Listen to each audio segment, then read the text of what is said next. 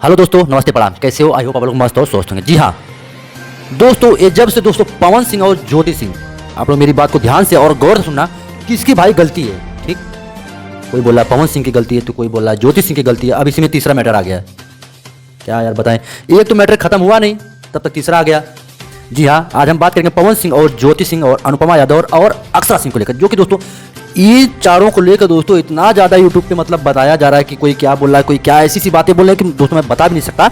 लेकिन आप लोग इस वीडियो में बने रहिए और प्लीज़ आप लोगों को रिक्वेस्ट है, चैनल को सब्सक्राइब कर दो, वीडियो को लाइक जरूर कर देना यार। आप लोग वीडियो देखते हो, सब्सक्राइब नहीं करते हो। ठीक, तो चलिए दोस्तों हम आते हैं अपने टॉपिक को। देखिए दोस्तों, पवन सिंह और ज्योति सिंह का शादी होने हुए लगभग 2 साल हो गए। ठीक, 2 साल के बाद उनका 5-6 महीना मेरे जितना रिलेशनशिप में थोड़ा बहुत थे, सही था।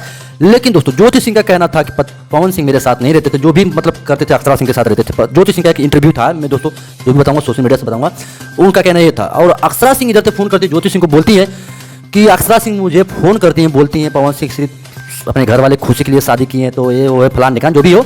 चलो भाई, यहाँ तक भी ठीक है।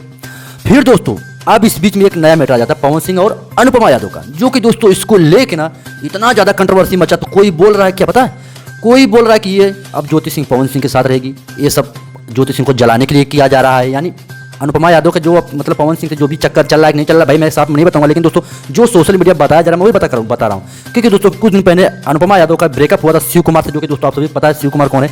तो उनसे ब्रेकअप होने के बाद पवन सिंह का आता बर्थडे पे अनुपमा यादव वहाँ पे जाती है और वहाँ पे बर्थडे सेलिब्रेट करती है और वहाँ पे खुलेआम बोलती है आई लव यू बॉस। वही वीडियो दोस्तों क्लिप उठा के लोग इतना ज़्यादा उंगली कर, इतना ज़्यादा वायरल कर रहे हैं कि पूछो ही मत।